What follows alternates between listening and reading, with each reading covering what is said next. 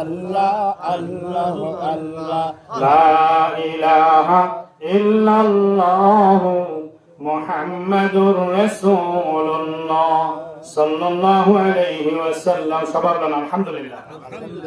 এই জিকিরটা কে করতো?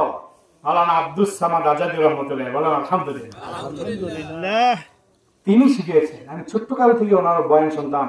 আমার একটু মনে আছে যে ওফি আনফুসকুম ফালা তুবসিরুন আইনামা তুওয়াল্লু ফাসাম্মা ওয়াজহুল্লাহ। তুমি যেদিকে তাকাইবা সেদিকে আমার আল্লাহর চেহারা মোবারক দেখতে পাবা। বলেন সুবহানাল্লাহ। দেখেন এত সহজ। ইমাম মালিক রহমাতুল্লাহ আলাইহি, ইমাম আবু হানিফা রহমাতুল্লাহ আলাইহি ওনার একবার নয় দুইবার নয় 100 বার পর্যন্ত আল্লাহকে দেখেছেন। বলেন সুবহানাল্লাহ। দৃষ্টান্ত আছে এই জমিনে, আল্লাহর এই জমিনে আল্লাহকে দেখেছেন। দৃষ্টান্ত আছে স্বপ্ন জমিয়ে, আধ্যাত্মিক চক্ষু দ্বারা। বলেন আলহামদুলিল্লাহ। ওই দরজা বন্ধ হয়ে গেছে নাকি? বেলায়েতের দরজা বন্ধ? বেলায়েত তো চলবে কিয়ামত পর্যন্ত। বন্ধুগণ, এরপর আসেন 7 নাম্বার ক্লাস 7 তরিকতের ক্লাস 7 হচ্ছে ফানা ফিশ শাইখ। কে গো বলবেন হুজুর এটা আবার কি? ফানা ফিশ শাইখ, ফানা হয়ে যেতে হবে। ফিশ শাইখ মানে শাইখের মধ্যে, আপনার আমার প্রত্যেকের গুরুর মধ্যে শিষ্যকে ফানা হয়ে যেতে হবে। ক্লাস 7 ফানা হয়ে যাওয়া, এটা কিভাবে সম্ভব? এটা সবার দ্বারা সম্ভব নয়। ক্লাস 7 পড়া সবার জন্য সম্ভব নয়, কিন্তু এই জমিনের মধ্যে তার দৃষ্টান্ত আছে, অহরহ দৃষ্টান্ত আছে। সবচেয়ে পরিচিত আমরা জানি, আমাদের সবার জানা খাজা বাবা মঈনুদ্দিন চিশতি রহমতুল্লাহ আলাইহি।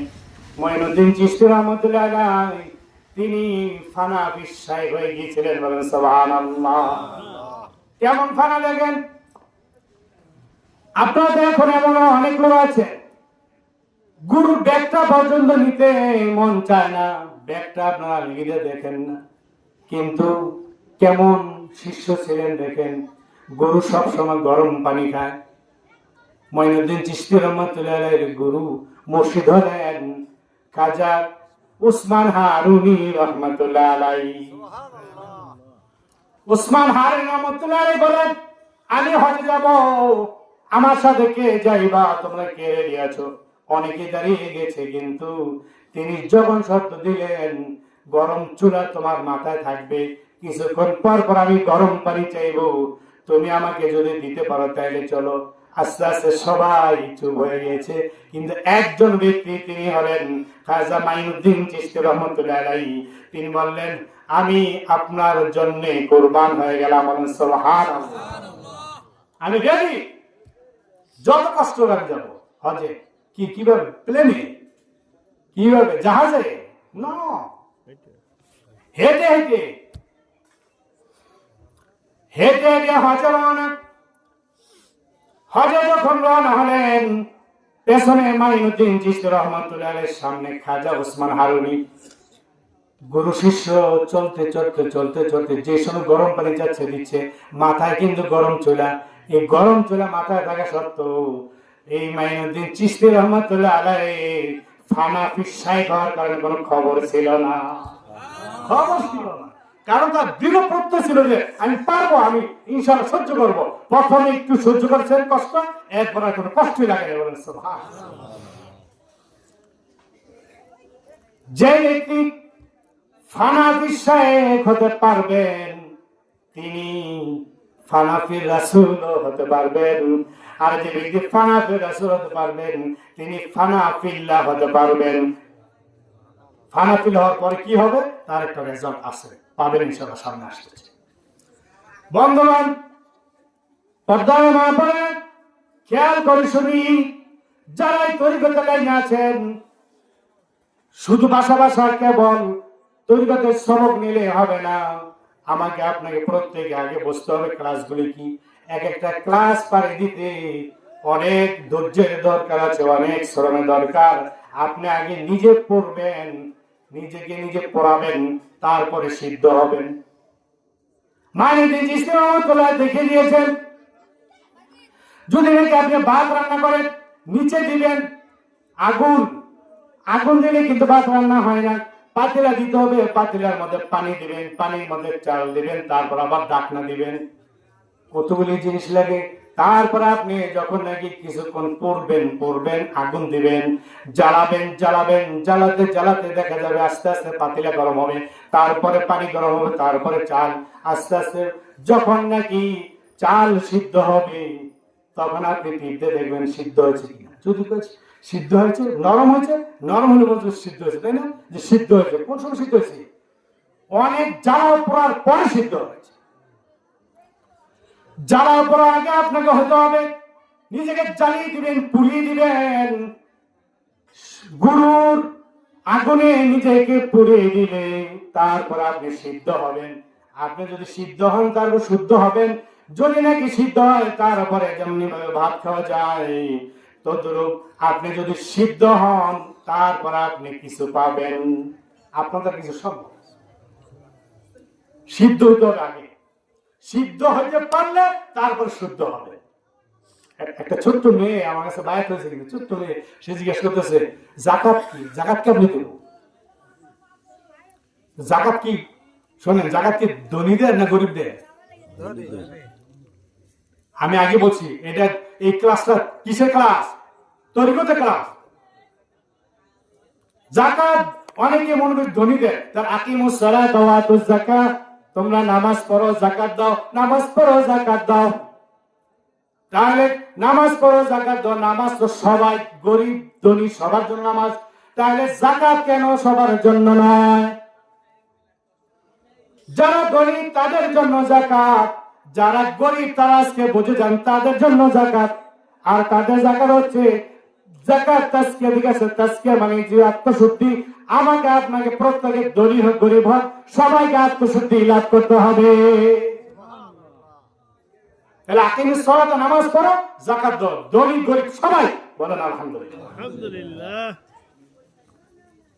শরীয়তের দৃষ্টিতে যাকাত ফরজ, ফি আমওয়ালিহিম হাক্কুন লিস-সাইল ওয়াল মাহরুম, সেই আয়াত দ্বারা, অর্থাৎ সেই আয়াত ধনীদের জন্য। কিন্তু আকিমুস সালাত ওয়া আতুজ যাকাত ধনী গরিব সবার জন্য বলেন আলহামদুলিল্লাহ। তাহলে সিদ্ধ হইতে হবে, সিদ্ধ হলে শুদ্ধ হবে, শুদ্ধ হলে তারপর আপনি আত্মশুদ্ধি লাভ করতে পারবেন বলেন আলহামদুলিল্লাহ। মাইনুদ্দিন চিশতি রহমাতুল্লাহ আলাইহি আস্তে আস্তে যখন নাকি গুরুর পেছনে পেছনে তিনি যাচ্ছেন, এরপরে দেখা গেল মদিনা শরীফের কাছাকাছি এসে গিয়েছে। সামনে মদিনা শরীফ, এই মদিনার বাউন্ডারির ভিতরে পা রাখার আগে তিনি পায়ের দুটো জুতা খুলে ফেললেন। সুবহানাল্লাহ। এই যে এখন ফানাফি রাসূল, ফানাফি সাহেব হওয়ার পরে এখন সেই ক্ষমতা হয়ে গেছে, এখন সে ফানাফি রাসূল। এবার তিনি হাঁটতেছেন জুতা খুলে। খাজা ওসমান হাওরি বলেন, মঈনুদ্দিন তুমি কেন জুতা খুলেছ? হুজুর, এই জন্যে জুতা আমি খুলে ফেলেছি, মদিনার বাউন্ডারির ভিতরে আমি ঢুকে পড়েছি। আমার মনে হয় নবী পাক সাল্লাল্লাহু আলাইহি সাল্লাম হয়তো এখানে ওনার পা মোবারক রেখেছিলেন, এখানে আমি কিভাবে জুতা দিয়ে পারাই? বলেন নাউজুবিল্লাহ। আল্লাহ রাসূলের পা মোবারক এখানে জুতা দিয়ে পারা যায়? আমি জুতা পায়ে দিয়ে পারলাম না এখানে হাঁটতে, যদি নবীর সামনে বেয়াদবি হয়ে যায়, যার কারণে আমি জুতা খুলে ফেলেছি। ওসমান হারুনি রহমাতুল্লাহ আলাইহি তিনি দেখে অবাক হয়ে গেলেন, আমার শিষ্যের এই অবস্থা, আল্লাহ তুমি তাকে কবুল করো না, বলেন আমিন। রাসূল প্রেমে যে মজনু হয়ে যায়, তাকে শিষ্য অনেক ভালোবাসেন, যার কারণে অন্তর দিয়ে দোয়া ছেড়েছে। এবার সামনের দিকে এগোচ্ছেন, যখন নাকি তিনি হেরেম শরীফের কাছাকাছি চলে গিয়েছেন, তখন দেখা গেল তিনি আর পা দ্বারা হাঁটেন না, এবার হাঁটু দিয়ে হামাগুড়ি দিয়ে নবীর রওজার কাছে গিয়েছেন। বলেন সুবহানাল্লাহ। কেন তুমি হামাগুড়ি দিলেন? হুজুর, এই জন্য যে আমি আমার পা কিভাবে এখানে রাখি, এইখানে হয়তো আল্লাহ রাসূলের পা মোবারক লেগেছিল, অথবা আমি এখানে পা রাখতে পারলাম না, হুজুর যদি কোনো বেয়াদবি হয়ে থাকে আপনি মাফ করে দিবেন। আমি এই জন্য হাঁটু দ্বারা আমি নবী পাক সাল্লাল্লাহু আলাইহি ওয়াসাল্লামের রওজা পর্যন্ত পৌঁছে গিয়েছি। বলেন সুবহানাল্লাহ। ইয়া মুহাম্মদ মুস্তাফা নবী সাল্লাল্লাহু আলাইহি, বলেন ইয়া মুহাম্মদ মুস্তাফা নবী সাল্লাল্লাহু আলাইহি, শাফায়াতের কান্ডারি মদিনা ওয়ালা, শাফায়াতের কান্ডারি মদিনা ওয়ালা, ইয়া মুহাম্মদ মুস্তাফা নবী সাল্লাল্লাহু আলাইহি, ইয়া মুহাম্মদ মুস্তাফা নবী সাল্লাল্লাহু আলাইহি। মাইনুদ্দিন চিশতি এবং ওনার গুরু ওসমান হারুনি দুইজনই নবী পাক সাল্লাল্লাহু আলাইহি সাল্লামের রওজার পাশে দাঁড়িয়ে সালাম বিনিময় করতেছেন, আর চোখে দুধু পানি ফেলে দিলেন। এদিকে হাঁটু পর্যন্ত চলে গিয়েছে মাইনুদ্দিন চিশতি রাহমাতুল্লাহ আলাইহি। দুজনেই চোখের পানি ফেলে ফেলে আল্লাহ রাসূল সাল্লাল্লাহু আলাইহি সাল্লামের দরবারে আসামি হয়ে দাঁড়িয়ে রইলেন। কিছুক্ষণ পরে দেখা গেল আস্তে আস্তে তারা বসে পড়লেন।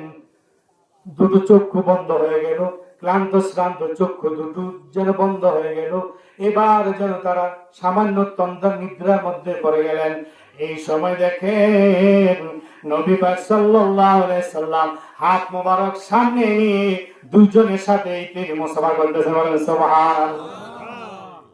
শুধু তাই নয়, আল্লাহ নবী সাল্লাল্লাহু আলাইহি সাল্লাম ওই মুরাকাবার মধ্যে ওসমান হারুনি সহ এবং ওনার সাথে যে মাইনুদ্দিন চিশতি রাহমাতুল্লাহ আলাইহির শিষ্য ছিলেন, ওই শিষ্যকে তিনি বলে দিলেন, ইয়া আল্লাহ রাসূল বললেন, হে মাইনুদ্দিন, যাও যাও যাও, আমি তোমার আদব কায়দা দেখেছি, আমার প্রেম তোমার ভিতরে কতটুকু আমি দেখতে পেরেছি। যাও যাও, আমি তোমাকে হিন্দুস্তানের সুলতান বানিয়ে দিলেন। বলেন সুবহানাল্লাহ। সুলতানুল আরিফিন হয়ে গেলেন এই মাইনুদ্দিন চিশতি রাহমাতুল্লাহ আলাইহি। আল্লাহ রাসূল সাল্লাল্লাহু আলাইহি ওয়াসাল্লাম সেই রওজা পাক থেকে এসে তারপরে তিনি ভারতবর্ষে মুসলমানের মধ্যে তিনি হিন্দুদের মধ্যে তিনি ঢুকে পড়লেন। মুসলমান বানাইতে বানাইতে দেখা গেল হিসাব করে 90 লক্ষ লোক তার হাতে ইসলাম গ্রহণ করেছিল। বলেন সুবহানাল্লাহ। আদব তরিকতের লাইনে 1 নাম্বার ওষুধ হচ্ছে আদব। যা কিছু করতেছেন, যতটি ক্লাস পারিতেছেন, প্রত্যেক ক্লাসে ক্লাসে আপনার আদব থাকতে হবে। আদব থাকবে কিছু পাবেন, বেয়াদব হলে কিছু পাবেন, সব কেটে যাবে, কেটে যাবে। বন্ধুগণ, পর্দার আড়ালে মা বোনেরা, খেয়াল করে শুনি। তাইলে ফানাফির সাহেব, অল্প কথা বুঝতে চেয়েছি, বুঝতে পেরেছেন হয়তো। ফানাফির সাহেব গেল। এরপর 8 নাম্বার ক্লাস হচ্ছে ফানাফির রাসূল। যে সাইকের মধ্যে ফানা হতে পারবে সে রাসূলের মধ্যে ফানা হতে পারবে এই যুগে। কিন্তু আল্লাহ রাসূল সাল্লাল্লাহু আলাইহি সাল্লামের যুগে এমন অসংখ্য সাহাবী ছিলেন, অসংখ্য যারা রাসূল সাল্লাল্লাহু আলাইহি সাল্লামের মধ্যে ফানাফির রাসূল হয়ে গিয়েছিলেন। বলেন সুবহানাল্লাহ। কত সাহাবী নাম্বার হযরত আবু বকর, হযরত ওমর, হযরত উসমান, মাওলা আলী সহ হামজা রাদিয়াল্লাহু তাআলা আনহু, হানজালা রাদিয়াল্লাহু তাআলা আনহু সহ অনেকেই ফানাফির রাসূল হয়ে গিয়েছিলেন। যার কারণে তারা এই জগতের মধ্যে থেকে জীবন্ত শহীদ হিসেবে ছিলেন। বলেন সুবহানাল্লাহ। জান্নাতি সার্টিফিকেট এই দুনিয়াটাকে পেয়েছিলেন ফানাফির রাসূল। বন্ধুগণ, সঙ্গে বলে যাচ্ছে, এরপরে আসেন ফানাফিল্লাহ, আল্লাহর মধ্যে ফানা হয়ে যাওয়া, বিশাল ব্যাপার। 9 নাম্বার ক্লাস হচ্ছে ফানাফিল্লাহ। কি? আল্লাহর মধ্যে ফানা হয়ে যাওয়া। ফানা মানে বিলীন। ফানা মানে কি? বিলীন। তাহলে ফানাফির সাহেব 8 নাম্বার, 7 নাম্বার, ফানাফির রাসূল 8 নাম্বার, আর 9 নাম্বার কি? ফানাফিল্লাহ। এরপর আছে ফানাফিল্লাহটা কি? ফানাফিল্লাহ হচ্ছে আল্লাহর মধ্যে ফানা হয়ে যাওয়া। এই পৃথিবীর মধ্যে আল্লাহর মধ্যে ফানা হয়েছিলেন এমন কোন দৃষ্টান্ত দিতে পারেন কেউ? মনে আছে? এই যে আলহামদুলিল্লাহ, কে যেন বলতে পারছে। তাহলে তরিকতের লাইনে লোক আসছেন একটু, দেখা যায় খুব ভালোই মনে রেখেছেন। তাইলে ফানাফিল্লাহ তিনি হচ্ছেন মনসুর হাল্লাজ রাহমাতুল্লাহ আলাইহি। বলেন সুবহানাল্লাহ। যে মনসুর হাল্লাজ সম্বন্ধে আমরা যদি কথা শুনি, যদি নাকি আমরা তার ব্যাপারে আলোচনা করি, হয়তো মন মস্তিষ্কে ধরবে না। হয়তো বুঝে আসবে না, তারপরে সারেন্ডার হয়ে যাবেন। মনসুর হাল্লাজ তিনি এমন ভাবে আল্লাহকে জিকির করতে করতে আল্লাহকে এমন ভাবে পেয়েছিলেন, তিনি নিজের মধ্যেই প্রত্যেকটা অঙ্গ প্রত্যঙ্গের মধ্যে তিনি আল্লাহকে দেখতে পেরেছেন। বলেন সুবহানাল্লাহ। এখন একটা গোপন কথা এসে বসে বলবো, এটা বললে আর কি বলবো, হুজুর মাইকে এগুলো মাহফিলে বলেন কি? মাহফিলে বলার জিনিস না, তারপর বলতে হচ্ছে, কথা কথা যদি এসে বসে ওইটা মনে রাখেন। কিন্তু মনসুর হাল্লাজকে এখানে রেখে গেলাম, প্রত্যেকে মনে রাখবে। খেয়াল করেন আল্লাহ তাআলার কয়টা নাম? 99টা নাম না? বিভিন্ন কিতাব, তাওরাত, জবুর, ইনজিল, কোরআন সবকিছু মিলে, আরবি সবকিছু মিলে রিসার্চ করে দেখেছি আল্লাহ তাআলা 999টা নাম। বলেন সুবহানাল্লাহ। একটা বাকি আছে। 1000 ফুটে কয়টা বাকি আছে? যদি 99টি ধরেন, যদি কেউ 99টি অহরহ পাওয়া যায়, তাহলে 99টি যদি ধরেন, তাহলে এই 99টার মধ্যে 100 হওয়ার জন্য একটা বাকি আছে না? এখানেও তো একটা বাকি রয়েছে, যে যেদিকে নেন, তাহলে একটা বাকি আছে। এই একটা নাম কার? এই একটা নাম কি? একটা নাম আল্লাহ রাব্বুল আলামিন। তিনি বলেন নাই সেখানে জিরো দিয়ে রেখেছেন, গোল করে রেখে দিয়েছেন, একটা শূন্য জায়গা রেখে দিয়েছেন। যার ক্ষমতা আছে সে ওই জায়গাটা দখল করে নেবে। বলেন সুবহানাল্লাহ। সেই নামটা কার? সেই নামটা হচ্ছে আমার আপনার প্রত্যেকের গুরুর নাম। যে গুরু আসলে গুরু তিনি হতে পেরেছেন, যে গুরু ফানা ফিল্লা হতে পেরেছেন, ওই গুরুর নামটাই সেই নাম। গুরুর নামটা কিন্তু সেই নাম। গুরু হইতে হবে, তাহলে আপনার সেই নামটা সেখানে বসাতে পারবেন। ওই নামটা গোপন, একদম গোপন, সহজে গুরু থেকে পাইবেন না, পাওয়া যাবে না, তো সহজ না। কারণ ওটা হাসিল করতে হয়। তার প্রমাণ আল্লাহ নবী সাল্লাল্লাহু আলাইহি সাল্লামের হাদিসে মুবারাকা, হাদিস শরীফে এসেছে, লা ইয়াতাকাররাবুল আবদু ইয়াতাকাররাবুল আবদু ইলা আখিরিল হাদিস। অর্থাৎ আল্লাহ নবী সাল্লাল্লাহু আলাইহি সাল্লাম বলেছেন, যদি কেউ সাধনা করতে নফল ইবাদত বন্দেগী করতে যদি নাকি সাধন ভোজন করতে এমন পর্যায়ে পৌঁছলো, আল্লাহ তাআলা তাকে ভালোবাসলেন, সেও আল্লাহকে ভালোবাসে, আল্লাহর মধ্যে এসে বিলীন হয়ে যাবে, তখন তার হাত আল্লাহর হাত।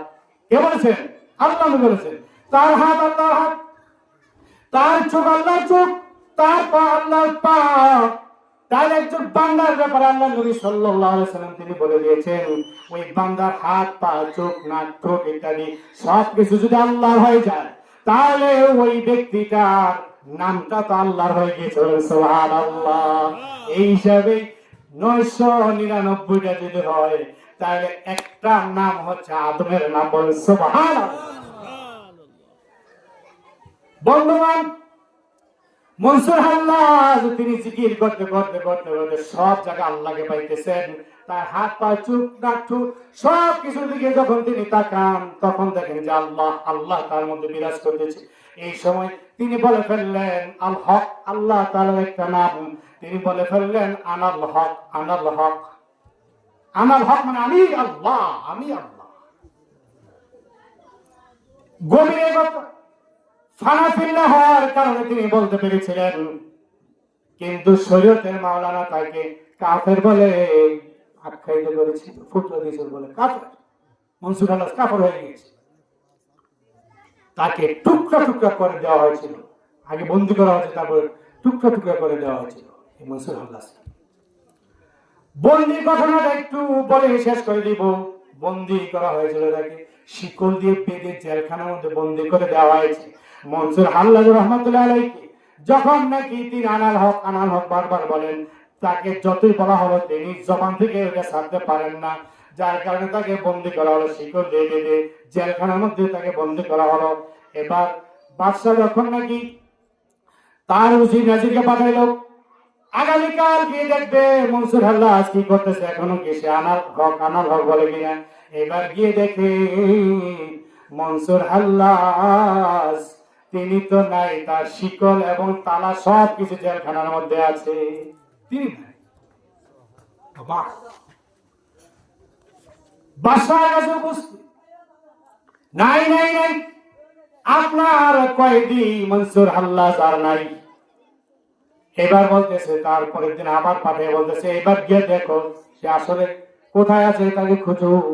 এবার গিয়ে দেখে মনসুর হাল্লাজ তো নাই, এমনকি জেলখানা শুদ্ধ নাই। বলেন সুবহানাল্লাহ। জেলখানা যেখানে ছিল সেখানে দুধ পানি আর পানি। এবার এই খবর বাদশার কাছে পৌঁছার পরে বাদশা আরো অবাক হয়ে গেলেন। এবার বলতেছেন, এর পরের দিন আবার পাঠে, যাও যাও খুঁজো, সে কোথায় আছে, কোথায় আছে, খুঁজতে থাকো। এবার গিয়ে দেখে যেই জেলখানা সেই জেলখানা, যে মনসুর আল্লাহ সেই মনসুর আল্লাহ যেইভাবে তাকে বাধা হয়েছিল ওইভাবে সে বাধা অবস্থায় জেলখানার মধ্যে আছে। বলেন সুবহানাল্লাহ। বাদশা এসে জিজ্ঞেস করলেন, মনসুর আল্লাহ কি হয়েছিল তোমার? প্রথম দিন তুমি নাই, কিন্তু জেলখানাও আছে, তালাও আছে, শিকলও আছে, কিন্তু তুমি নাই।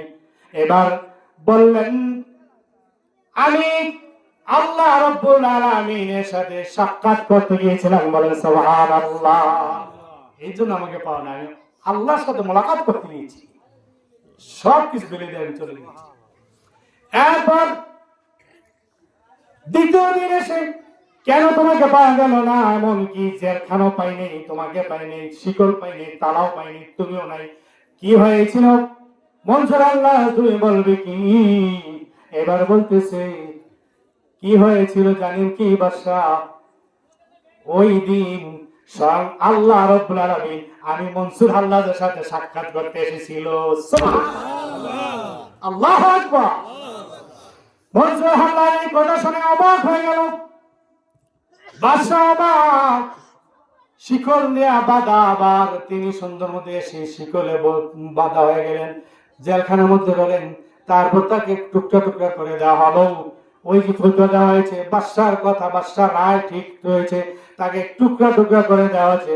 প্রত্যেকটা টুকরা থেকেও আনাল হক আওয়াজ বের হচ্ছে। সুবহানাল্লাহ। কেমন ফানাফিলা হয়েছিল। এরপর তার ওই টুকরা গুলো ছাই দি, মানে আগুনে পুরায় ছাই করে ফেলেছে, সেই ছাই থেকেও আনাল হক বেরিয়েছিল। এমনকি ওই ছাইগুলি সমুদ্রে ফেলে দিয়েছিল, সেই সমুদ্রে প্রচন্ড ঢেউ সৃষ্টি হয়েছিল। বলেন সুবহানাল্লাহ। তারপরে শরীয়তের মৌলবীরা চিনতে পারে নাই যে মনসুর আল্লাহ কে ছিলেন। শরীয়তুল লাফালাফি, তরিকতের খবর নেই, মারাফতের খবর নেই, আত্মশুদ্ধির খবর নেই। যত আত্মশুদ্ধি যতক্ষণ পর্যন্ত না হবে, নামাজ, রোজা, হজ, যাকাত, কালিমা, দান, সদকা, হজ, উমরা কিচ্ছু কবুল হবে না, কোনো লাভ নেই। আগে আত্মাকে শুদ্ধ করেন, সিদ্ধ করে শুদ্ধ করেন, তারপরে অল্প আমল করেন, যথেষ্ট। আল্লাহুম্মা সাল্লি আলা মুহাম্মাদ, আল্লাহুম্মা সাল্লি আলা মুহাম্মাদ ওয়া আলা আলি সাইয়্যিদিনা মুহাম্মাদ ওয়া আলা আলি সাইয়্যিদিনা মুহাম্মাদ। কারবাবারি কারবাগর কারবা কি অন্ধকার কবরে হবে বসতি। আল্লাহুম্মা সাল্লি আলা মুহাম্মাদ ওয়া আলা আলি সাইয়্যিদিনা মুহাম্মাদ ওয়া আলা আলি সাইয়্যিদিনা মুহাম্মাদ। সম্মানিত উপস্থিতি, পর্দার মা বোনেরা, ফানাফিল্লাহ সংক্ষেপে বলছিলাম। এরপরে আসেন বাকা বিল্লাহ। বাকা বিল্লাহ কি? বাকা মানে অবশিষ্ট, বাকা মানে হচ্ছে চিরঞ্জীব, আর বিল্লাহ মানে আল্লাহর ওয়াস্তে, আল্লাহর জন্য, আল্লাহর দ্বারা, আল্লাহর ওয়াস্তে, আল্লাহর জন্য সে চিরঞ্জীব। বলেন আলহামদুলিল্লাহ। মরিয়াও মরে না আল্লাহর আউলিয়া, দেশে দেশে ফিরেন তারা বেশ বদলায়া, দেশে দেশে ফিরেন তারা বেশ বদলায়া। কে বলছে? আব্বা জান মোহাম্মদ আব্দুল সামাদ আজাদ রহমতুল্লাহ আলাইহি তিনি বলে গিয়েছেন, এখনো অনেকেরা বলে বলে হাঁটে হাঁটে আর বলে কাজ করে আর বলে মরিয়াও মরে না আল্লাহর আউলিয়া, দেশে দেশে ফিরেন তারা বেশ বদলায়া। এটা যে বাকাবিল্লার পথ, বাকাবিল্লার ক্লাস, যে নাকি নাকি বাকাবিল্লার ক্লাস উত্তীর্ণ হয়েছেন তিনি মরিয়াও মরেন না, তিনি সারা পৃথিবীর মধ্যে বেশ বদলায় বদলায় তিনি সফর করতে থাকেন। বলেন সুবহানাল্লাহ। বন্ধুগণ খেয়াল করে শুনি বাকাবিল্লা কি। আপনারা হয়তো আমাকে প্রশ্ন করবেন, হুজুর বাকাবিল্লা কি একটু বুঝিয়ে দিন। এমনি ভাবে আলাউদ্দিন সাবিরি রহমতুল্লাহ আলাইহি নামে এক আল্লাহর ওলি ছিলেন, তিনি দৃষ্টান্ত রেখে গিয়েছেন পৃথিবীর মধ্যে। তিনি আলাউদ্দিন সাবিরি রহমতুল্লাহ আলাইহি ওনার একজন খলিফা ছিলেন। ওই খলিফা বললেন, হুজুর আপনি একটু বলবেন কি বাকাবিল্লা বলতে কি বোঝায়? হুজুর এখন বললেন, গুরু বলে দিলেন বাকাবিল্লা বলতে কি বোঝায় আমি আজকে বুঝাবো না, আমি যখন ইন্তেকাল করব আমার ইন্তেকালের পরেই তুমি বুঝতে পারবা বাকাবিল্লা কি। এটা আবার কেমন? আপনি ইন্তেকাল করার পর ওফাত হওয়ার পরে আমি বাকাবিল্লা জিজ্ঞেস করবো কার কাছে? কি করবে? কার কাছে জিজ্ঞেস করবা? তুমি জানো? জানো কি তুমি কার কাছে জিজ্ঞেস করবা? জানো না? আমি বলে যাই, আমি যখন ইন্তেকাল করব আমার নামাজের জানাজার ইমামতির জন্য একজন লোক আসবে, কেউ নামাজ করতে পারবে না, কারো সাহস হবে না। একজন লোক জংলা থেকে বেরিয়ে আসবে, মাঠের পাশে জংলা থাকবে, ওই জংলা থেকে বেরিয়ে আসবে। বেরিয়ে আসার পরে দেখা যাবে তার মাথা এবং মুখমণ্ডল বাঁধা, শুধু চোখগুলি দেখা যায়, পাগড়ি পরা জুব্বা পরা, শুধু চোখ দেখা যাবে, তাকে চেনা যাবে না। সে এসে নামাজে জানাজার ইমামতি করে, তারপরে সে জঙ্গলের দিকে আবার চলে যাবে। ওই ব্যক্তিকে তুমি যদি পাও তাহলে তাকে জিজ্ঞাসা করলে তুমি বুঝতে পারবা বাকাবিল্লা কি। আল্লাহু আকবার। বন্ধুগণ এবার কিছুদিন পরে গুরু ইন্তেকাল করলেন, পর্দা করলেন। তারপরে দেখা গেল আসল তিনি যেইভাবে বলে গেছেন এই ঘটনা, নামাজের জানাজার ইমামতির অনেক আলেম ওলামা এসেছে, কেউই রাজি হয় না, কেউ সাহস পায় না ইমামতির জন্য। তিনি তো বুঝতে পেরেছেন, খলিফা প্রধান খলিফা তিনি বুঝতে পেরেছেন। তিনি এবার অপেক্ষা আছেন, দেখি কে আসে, ওই জংলার মধ্য থেকে কে আসে দেখি। ঠিকই দেখা গেল কিছুক্ষণ পরেই একজন লোক আসতেছে, পোশাক পরিহিত এমন পোশাক যে পোশাক আর কোনোদিন তিনি দেখেন নাই কারো গায়ে, এমন ভাবে পাগড়ি পরা, ওই পাগড়ি কারো গায়ে দেখেন নাই। চোখ দুটো শুধু দেখা যায় আর সব কিছু তার বন্ধ। এবার তিনি এসে আসতে করে সবাইকে বললেন কাতারবদ্ধ হন, সবাই নামাজের জন্য রেডি হন। এবার কিছুক্ষণের মধ্যেই নামাজে জানাজা শুরু হয়ে গেল। তিনি ইমামতি করলেন, ইমামতি করার পরে দোয়া দুরুস করার পরে মুনাজাত করে তারপরে তিনি বললেন লাশ নিয়ে যাও, লাশ নিয়ে তোমরা গুরুস্থানে দাফন করে দাও। এই কথা বলার পরে তিনি আস্তে করে হাঁটতে হাঁটতে হাঁটতে ওই জঙ্গলের ভিতর দিকে চলে গেলেন। এবার অন্যান্য সব লোকেরা ওই লাশের পেছনে পেছনে গুরুস্থানে দিকে যাচ্ছেন, কিন্তু ওই যে প্রধান খলিফা তিনি রয়ে গেলেন, তিনি ওনার পিছু পিছু হাঁটতে রইলেন। তিনি যখন জঙ্গলের দিকে যাচ্ছেন তিনিও যাচ্ছেন। জঙ্গলের ভিতরে যখন চলে গেলেন তখন তিনি বললেন হুজুর আপনি একটু দাঁড়ান। না আমি দাঁড়াতে পারবো না। হুজুর আপনার পায়ে পড়ি, আপনি একটু দাঁড়ান।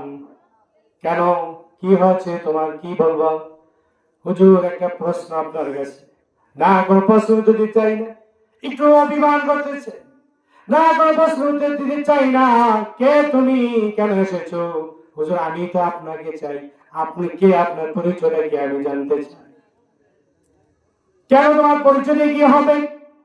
এই জন্য যে আমার মুর্শিদ যার জানাজা নামাজ হলো, আমি ওনার কাছে প্রশ্ন করেছিলাম, উনি আমার মুর্শিদ ছিলেন, ওনার কাছে প্রশ্ন করেছিলাম বাকা বিল্লাহ বলতে কি বোঝায়।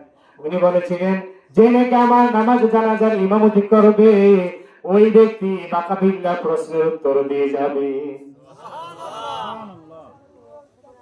আল্লাহু আকবার। অবাক হয়ে গেলেন, তিনি প্রশ্নের উত্তর দিতে চান না। সামনে তিনি কেবল হাঁটছেন, গভীর জঙ্গলে গভীর পর্যন্ত যখন চলে গেলেন, এবার পা দুটো ধরলেন, পায়ে পরে এবার বলতেছে আমি আপনার পায়ে ধরেছি, আপনি যদি প্রশ্নের জবাব না দেন আমি আপনার এই পা মোবারক ছাড়ব না।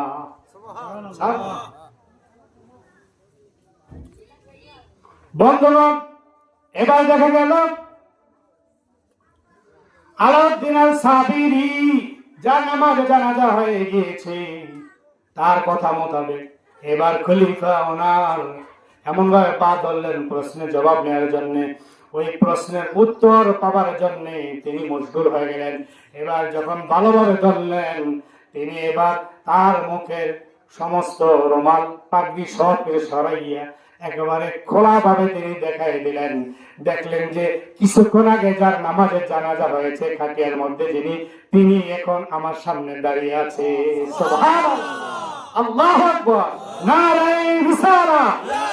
ওলিয়া ওলিয়া যেখানে, পীর মুরিদি যেখানে, তরিকত যেখানে, পীর আউলিয়ার শত্রুরা সাবধান করে দিছে। এটা তো এমনি সাবধান, দেখেন না জায়গায় জায়গায় পীর আউলিয়াদের মাজার ভাঙতেছে, ভাঙে না? অনেক মাজার ভেঙেছে তারা। আল্লাহ আল্লাহ তাদেরকে হেদায়েত করে সবাই বলে আমিন। এবং রেজাল্টও পেয়েছে। অনেকে রাত্রে অন্ধকার, রাতে গিয়ে ঘুমেছে না, চোখ অন্ধ হয়ে গিয়েছে, কেউ অ্যাক্সিডেন্ট করেছে, এমন নজির পাওয়া গেছে। যে ওলিদের মাধ্যমে তোমরা মসজিদের ইমাম হয়েছো, মাদ্রাসার শিক্ষক হয়েছো, সে ওলিদের মাঝে ভাঙতেছ। এই দেশে কি মোল্লা মুন্সিরা কি ইসলাম প্রচার করেছিল? ইসলাম প্রচার করেছে ওলিয়া উলিয়ারা। সে ওলিয়া উলিয়াদের মাধ্যমে ইসলাম এসেছে, আর সে ওলিয়া উলিয়াদের মাঝে ভাঙতে যায়। তুমি বাপদাদার মুসলমান, তুমি মুসলমান হয়েছো, তুমি মাদ্রাসা পড়ে এখন বিরাট কিছু হয়ে গেছো, যে ওলিদের মাধ্যমে ইসলাম পেয়েছো তাদের খোঁজ নেই, খবর নেই, তাদের তাজিব তোয়াক্কা নেই, আদব নেই, বরং তাদের সাথে উল্টা জুলুম করতেছ। এর নতিজা এই দুনিয়ার মধ্যে যারা পেয়েছে পেয়েছে, যারা পায় না তারা পেয়ে যাক, বলেন আমিন। শিক্ষা হোক।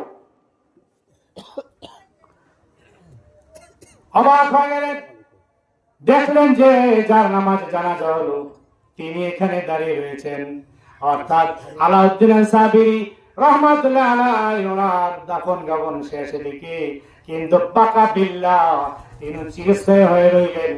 সারা জমিনের মধ্যে বেশ পাল্টাইয়া, রূপ পাল্টাইয়া তিনি সায়ের করতেছে, বলেন সুবহানাল্লাহ।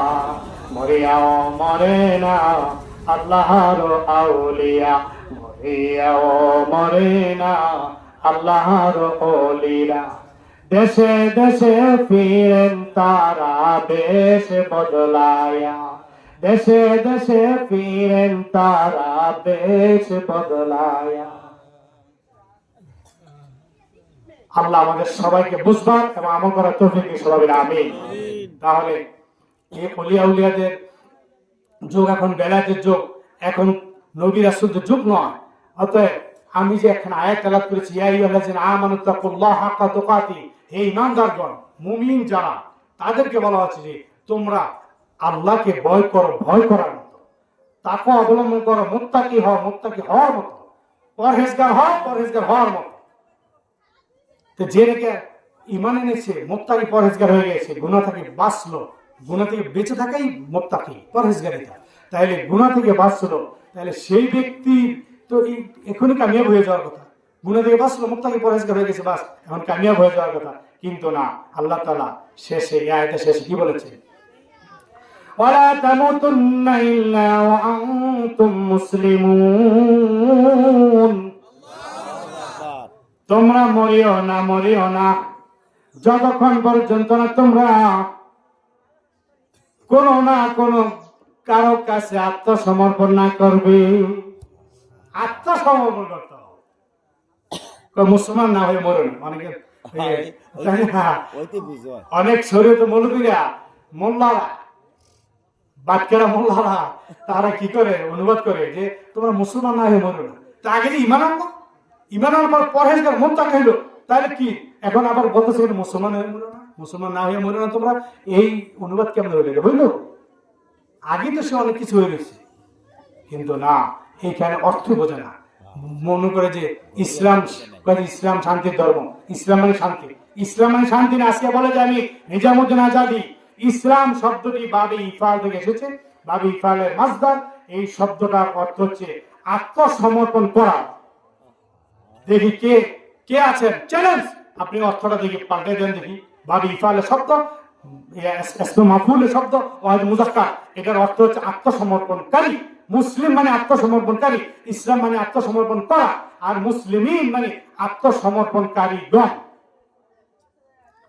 তাহলে আত্মসমর্পণকারী গণ না হইয়া তোমরা মরিও না, আল্লাহ বলতেছেন। আর আমি মোল্লা বলতেছি মুসলমান না হইয়া মরিও না। আত্মসমর্পণ কি?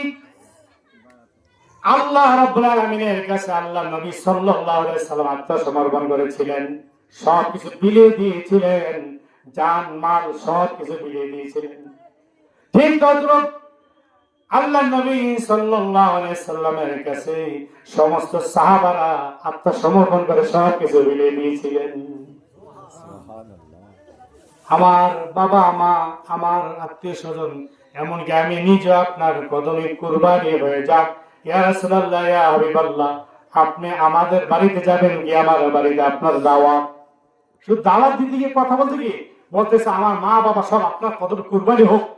সুবহানাল্লাহ, সব কিছু বিলিয়ে দিয়েছে। আল্লাহ নবী সাল্লাল্লাহু আলাইহি সাল্লামের কাছে সাহাবীরা বিলিয়ে দিয়েছিলেন, সাহাবীদের কাছে তাবিগণ যারা আছেন তারা সব কিছু আত্মসমর্পণ করে দিয়েছিলেন। তাবিদের কাছে হক্কানি রব্বানি ওলিয়াগণ আত্মসমর্পণ করেছেন। এইভাবে ধারাবাহিকভাবে ওলিদের বেলায়েতের যুগ চালু হয়ে গেল। তাবিদের পর থেকে বেলায়েতের যুগ, এই বেলায়েতের যুগ চালু হয়ে গিয়েছে, কিয়ামত পর্যন্ত চলবে।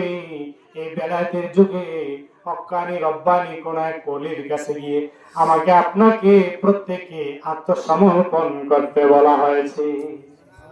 কে বলছে? আমি, আল্লাহ। আল্লাহ তামুতুন্না, মরিও না, কবরে যায় না কিন্তু যতক্ষণ পর্যন্ত না তোমরা আত্মসমর্পণকারী না হবে। এখন আসলে আত্মসমর্পণ কি? সবকিছু সুপর্দ মানে কি? সুপর্দ হয়েছে আপনি বায়াত হইলেন, আপনার নম্রতা ভদ্রতা সবকিছু বিলিয়ে দিবেন, ওনার কাছে সবকিছু দেখে দিবেন। আদব কায়দা বলতে যা আছে, আপনার খাওয়া দাওয়া চলাফেরা ওঠা বসা, স্ত্রী পরিবার পরিজন ধন সম্পত্তি সবকিছু গুরুর কাছে সুপর্দ করার নাম আত্মসমর্পণ। বলেন আলহামদুলিল্লাহ। সব সুপর্দ করতে হবে। আপনি নতুন বিয়ে করলেন, মনে করেন, যাক আপনার কথা বলি না, একজন নতুন বিয়ে করছে, সে বলতেছে যে আমার যে টাকা পয়সা গাড়ি বাড়ি যা কিছু আছে সবকিছু তোমার। কি সুন্দর করে বলতেছে, বাসর রাইতে বলতেছে আমার টাকা পয়সা গাড়ি বাড়ি যত কিছু ব্যাংক ব্যালেন্স যা আছে জায়গা জমি সবকিছু তোমার। স্ত্রী কত খুশি হবে দেখেন, হ্যাঁ বলে না, সবকিছু তোমার। কিন্তু বাবার আমি কিন্তু মনে রাখবা সবকিছু তোমার বলেছি, কিন্তু হে আমার প্রিয় স্ত্রী তুমি কিন্তু শুধু আমার, তুমি কিন্তু আমার। তাহলে কত সুন্দর আত্মসমর্পণ দেখেন একজন আরেকজনের কাছে। স্ত্রী যদি ওই সময় বলে দেয়, ও স্বামী আমার ধন সম্পদ আমি কিছু চাই না, আমি শুধু আপনাকে চাই, আমি সবকিছু আপনার কাছে আমি সুপর্দ করে দিলাম, তাইলে স্বামী স্ত্রীর ভালোবাসা আরো দ্বিগুণে ত্রিগুণ হয়ে যাবে। ঠিক তদ্রুপ গুরুর কাছে গিয়ে আপনি বলবেন আমার যত কিছু আছে সব কিছু আপনার, কিন্তু গুরু হে আপনি কিন্তু আমার, পারবেন বলতে না? আমার জায়গা জমিটা এত টাকা দেখেন সেটা দিয়ে দেবো, এত টাকা আমি জমাইছি অনেক কষ্ট করে, গুরু দিয়ে দেবো করতে আসছি না, সত্যি এমন গুরু দরকার নেই আমার, তাই না? ওই জেসকে তেসকে মিলে বেগুনে শুটকি মিলে, মানে আপনি যে অবস্থা আছেন ওই অবস্থা রইলে, ওই ওয়ান ক্লাসে রইলে, সেই পর্যন্ত বুঝতে পারবেন না। আত্মসমর্পণ করতে হবে আগে, সব কিছু বিলিয়ে দেবেন। আত্মসমর্পণ কি? আপনি যখন নাকি সকালবেলা ঘর থেকে কদম ফালাবেন, তখন আপনার মনে করতে হবে আমি যে কদমটা ফালাইলাম, এই কদমটা ফালানোর কারণে আমার গুরু তিনি খুশি না বেজা, তিনি রাজি আছেন কিনা রাজি নেই, ওই খেয়াল করে আপনার কদমটা সকালবেলা ফালাবেন। আপনি কাজ করতেছেন, এই কাজটা গুরু পছন্দ করে কিনা, আপনি যা খাচ্ছেন এই খাওয়াটা গুরু পছন্দ করে কিনা, আপনি জবান দিয়ে যা বলতেছেন এইটা গুরু পছন্দ করে কিনা। যদি পছন্দ করে থাকে তাহলে আপনি করবেন, খেয়াল করবেন কেবল গুরুর দিকে। যদি পছন্দ করে থাকেন তাহলে আপনি করবেন, যদি পছন্দ না হয় তাহলে আপনার সাথে সাথে বাদ দিতে হবে। পারবে? সম্ভব না। সাল্লাল্লাহু আলা সাল্লাল্লাহু আলাইহি ওয়াসাল্লাম, সাল্লাল্লাহু আলা মুহাম্মাদ, সাল্লাল্লাহু আলাইহি ওয়াসাল্লাম। আগন বিদায় আমায় মোদের লাগিয়া স্বপ্ন যোগে দেখা দিও উম্মত বলিয়া, সাল্লাল্লাহু আলা মুহাম্মাদ, সাল্লাল্লাহু আলাইহি ওয়াসাল্লাম, সাল্লাল্লাহু আলা মুহাম্মাদ, সাল্লাল্লাহু আলাইহি ওয়াসাল্লাম। সম্মানিত বন্ধুগণ, কিছুক্ষণ পরে আমরা মুনাজাত করব। যারা এখন এদিক সেদিক আছেন বসে পড়েন। তাহলে বলছিলাম আত্মসমর্পণ করতে হবে গুরুর কাছে, একবার সবকিছু সুপর্দ করে দিতে হবে। যদি নাকি আপনি গুরু যেটা পছন্দ করে এটা করেন, গুরু যেটা অপছন্দ করে সেটা যদি আপনি অপছন্দ করেন, তাহলে আপনি আত্মসমর্পণ করেছেন, তাহলে আপনি এক নাম্বার শিষ্য, এক নাম্বার শিষ্য, এক নাম্বার মুরিদ। আর যদি তা না করতে পারেন তাহলে দ্বিতীয় নম্বরের মুরিদের মধ্যে আছে। আবার কেউ থার্ড ক্লাস মুরিদও আছে, দেখা দেখি মুড়ি দিছে। অনেকে দেখেছি মুড়ি দিছে আপনার কাছে, আপনি ঈদগাহ ইমাম অথবা আমি হয়েছি হুজুর, বাস এরপর খবর নেই, আর খবর নেই, দেখা শোনা। যতক্ষণ পর্যন্ত আপনার এবং গুরুর কলব বরাবর না হবে ততক্ষণ পর্যন্ত কিচ্ছু পাবেন না। যতই আপনি টাকা পয়সা দিয়ে গুরুকে রাজি করতে খুশি করতে চাচ্ছেন, কোনো লাভ নেই। আপনার কলব গুরুর কলব বরাবর হইতে হবে। গাছে ওই যে রশির জন্য এই পাতা না, কলসি বাজি বলে আপনাদের কলসি বলে, তাই না? কলসি পাতা না, খেজুর গাছে রশির জন্য, রস খেজুর রসের জন্য, তখন যে কাঠিটা দেয়, এটা কাঠি দেয় না, কাঠিটা যদি অন্যদিকে থাকে আর কলসির মুখ যুগে আরেক দিকে থাকে, কাজ হবে? সারা রাত রস পড়ছে, কোনো লাভ নেই, মাটিতে বেড়ে রয়েছে, বাস কোনো কাজ আসলো না। কিন্তু যদি কলসির মুখ বরাবর ওই কাঠির মুখ হয়, আর যদি নাকি এক ফোঁটা কইরাও পরে, সারা রাতে দেখা যাবে কলসি ভরে গিয়েছে। তদ্রুপ এই সুন্দরবনে আপনারা বসে আছে, যদি নাকি আপনারা কিছু শিকার জন্য জানার জন্য যদি বসে থাকেন, আপনাদের যেই ব্রেন, আপনাদের যেই মেজাজ, আপনাদের যেই কলব, আপনাদের যেই পাত্র আছে, ওই পাত্রের সাথে যদি নাকি আমার এই জবানের কথাগুলি পরে গিয়ে ফোটা করে গিয়ে যে পড়ে, তাহলে আপনি কামিয়াব হলেন। আর যদি আপনার মধ্যে না ঢুকলো এদিক সেদিক যদি পড়ে গেল, এক কানে শুনলেন আর কানে বের হয়ে গেল, তাহলে কোনো লাভ নাই, সব কিছু বিফলে চলে গেল। যা গুরু বলে তা মনোযোগ সহকারে শুনতে হবে, তারপর নিজের মধ্যে গেঁথে নিয়ে আপনি তারপর আমল শুরু করে দিতে হবে। মনে রাখবেন, এতক্ষণ শুধু বলেছি গুরু শিষ্যের কথা, তাইলে আপনি গুরু শিষ্যের সম্পর্ক বুঝলেন, আদব কায়দা ইত্যাদি সব কিছু আপনি বুঝলেন। আপনি যদি নাকি সব কিছু বোঝার পর এখন বলবেন যে হুজুর তাহলে কিভাবে আমরা চলবো, কিভাবে আমল করব, আপনি যদি আমল করতে চান তাহলে অবশ্যই হক্কানি রব্বানি গুরুর কাছে বসবেন, কাছাকাছি গিয়ে আপনি বসে জানবেন, এটা জানতে চাই, এটা জানতে চাই, এটা বলেন, এটা কি, ওইটা কি, বারবার প্রশ্ন করে বিরক্ত করুন। সরাসরি না হয় টেলিফোন হলো, আপনি বলবেন, প্রশ্ন করবেন, জানতে চাইবেন, তাহলে দেখবেন কিছু না কিছু আপনি শিখছেন। একবার বিরক্ত হলো, একবার আপনাকে বলবেন যা এটা যা দিলাম তো। আর মনে রাখবেন কোন সময় আরেকটা কথা মনে রাখেন সবাই, কোন সময় গুরুর কাছে এমন কিছু প্রশ্ন করবেন যে প্রশ্নের উত্তর গুরু দিয়েছে ঠিক, কিন্তু ওই প্রশ্নের উত্তর সঠিক হয় না হইতে পারে। কবি যে দেখলাম তো কেমন গুরু, আমার কেমন মুর্শিদ, দিলাম একটা প্রশ্ন, সেটা উত্তর পাইলাম না, ঠিক কি প্রশ্ন উত্তর দিল ঠিক হলো না, এটা কিন্তু আসলে গুরুর দুর্গে না।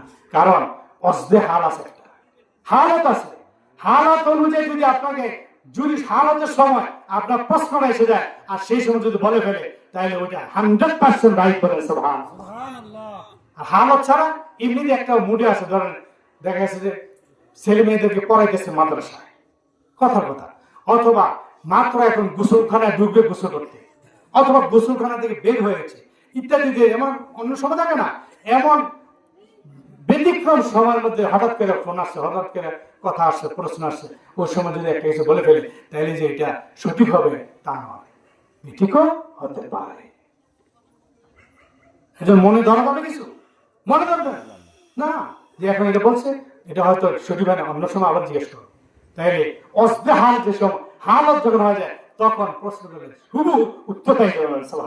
তখন যদি বলে এই তুই বল, এই তুই দাঁড়া, এই তুই যা, তুই সরে যাবো সামনে থেকে, এইটা আপনাদের কাজে লেগে যাবে বলে বুঝতে হবে। বন্ধুগণ, তাহলে আপনি আমি প্রত্যেকেই যারা কি গুরু ধরেছে তাদের কথা বলছি, গুরু ধরনে যারা তাদেরকে অনুরোধ করবো, ধরেন আর দেরি করেন না, যারা গুরু ধরেছেন তাদেরকে অনুরোধ করবো, গুরু যা বলে যদি এখন রাত এখন দিন দাঁড়া বস, যা বলবে তার সাথে সাথে আপনার মানতে হবে। তাইলে আপনি ওই যে বললাম না ফানাফি শাইখ এর পথে, তাইলে আপনি হাঁটতে পারবেন, ফানাফি শাইখের পথে হাঁটতে পারবেন। তারপর আস্তে আস্তে আপনি শাইখ থেকে পাইবেন। কোথায় যাবেন? রাসূলের কাছে। আল্লাহ রাসূল আছেন, এখন আপনি পাচ্ছেন আল্লাহ রাসূলকে। আল্লাহ রাসূলকে পাইতে হলে আপনি গুরুকে আগে পাইতে হবে, গুরুকে আগে পাইতে হবে। বন্ধুগণ, এই ব্যাপারে অনেক সুন্দর সুন্দর কথা আছে, অনেক ছন্দ মিলানো অনেক কিছু আছে। আপনারা হয়তো অনেকে জানেন যে গুরুর ভিতরে আল্লাহ রাসূল বিরাজ করে, জানেন তো নাকি? এটা আমি হয়তো শুরু দিয়ে বলতেছি না, গুরুর ভিতরে আল্লাহ রাসূল বিরাজ করে। গুরুকে ধরো তাকে পাইবার জন্য, আল্লাহ রাসূলকে পাইবার জন্য গুরুকে ধরো। এই যে খানকার মাহফিলে আমি বলেছিলাম আল্লাহ এবং আল্লাহ রাসূল আমাদের মধ্যে কিভাবে বিরাজ করতেছে, কোথায় আছে? তাহলে আল্লাহ এবং আল্লাহ রাসূলকে পাইতে হলে গুরুর মাধ্যমে চিনতে হবে, গুরুর মাধ্যমে পাইতে হবে, আপনি পাবেন না সহজে। তাহলে গুরুর মাধ্যমে পাইতে হলে ওই গুরু ওইরকম হতে হবে। এই যে বললাম, আপনি কি কোন কাজ করতেছেন, হালাল না হারাম, আপনি কি ভালো কাজ করতেছেন না মন্দ কাজ করতেছেন, আপনার ব্রেনে বাড়ি খাবে ওই গুরুর কারণে।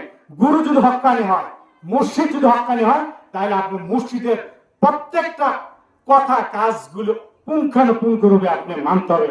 গুরুর কথা মানা ফরজ আইন, বলেন আলহামদুলিল্লাহ, ফরজ আইন। কি বলেন আপনি, কি কথা বলেন? আপনি দেখেন যে গুরুর কথা ফরজ আইন, আগে বলেছি কোন গুরু? হক্কানি গুরু হইতে হবে, বন্ড গুরু হলে হবে না। হক্কানি মুর্শিদের কথা পুঙ্খানুপুঙ্খে পালন করা প্রত্যেকের জন্য ফরজ আইন। তিনি এমন কোন কথা বলবেন না যেটা দ্বারা আপনি পথভ্রষ্ট হয়ে যাবেন, তাহলে কেন মানবেন না? তাহলে গুরুর ভিতরে আপনি অবশ্যই আল্লাহ রাসূলকে পাবেন। আপনার এই 3.5 বডির ভিতরে গুরুকে পাবেন, আল্লাহ রাসূলকে পাবেন, তিনজনকে পাবেন। বলেন সুবহানাল্লাহ। পাবেন ভোজন করেন, সাধারণ ভোজন করেন, পাবেন। বন্ধুগণ, আর সামনে পাচ্ছি না, যদি কথা বলতে চাই তরিকতের কথা সারা রাত বলা যাবে। কেউ বলে হুজুর কোন সারা রাত করতে দেয়, কিন্তু মজা লাগতেছে, কিন্তু ওই ফজর নামাজের কথা কই না। এমন আছে না কেউ? সব কোন, কিন্তু ফজর নামাজের কথা কই না হুজুর, এটা বাদ। ভালো লাগতেছে। ঠান্ডার মধ্যে উঠে যদি ঠান্ডা পানি দিয়ে আপনি সবচেয়ে ঠান্ডা পানিতে যদি উজু করেন, তাহলে আপনার এই উজুর কষ্টের কারণে আল্লাহ পাক আপনার আমলটা তাড়াতাড়ি কবুল করে নেবেন। বলেন সুবহানাল্লাহ। যে আমল যত কষ্টকর, সে আমল তত মকবুল। বলেন আলহামদুলিল্লাহ। কেউ হুজুর কি কর, তরিকতে ঢুকছি নামাজ লাগে না। এমন অনেকে বলে তরিকতে লাইনে ঢুকলে বলে নামাজ লাগে না। আজকে শুনে যান, যে ব্যক্তি তরিকত লাইনে ঢুকেছেন, 5 ওয়াক্ত নামাজ তো শরীয়তে আছে, তরিকত লাইনে ঢুকার কারণে তার জন্য আরো 12 ওয়াক্ত নামাজ বেড়ে গেছে, মোট 17 ওয়াক্ত নামাজ। বলেন আলহামদুলিল্লাহ। কোথায় যাবে? বায়াত হয়েছেন না, বায়াত হওয়ার পরে গলায় শিকল বেঁধেছেন, এখন গুরু যা বলে তাই মানতে হবে। হয়তো আস্তে আস্তে আপনাকে যদি উন্নতি লাভ করতে চান, বায়াতের এই পথে যদি আপনি ক্লাস বাই ক্লাস উন্নতি লাভ করতে চান, তাহলে আপনাকে অবশ্যই আপনাকে কি করতে হবে? 17 ওয়াক্ত নামাজ পড়তে হবে। 5 ওয়াক্ত নামাজ 5 বার।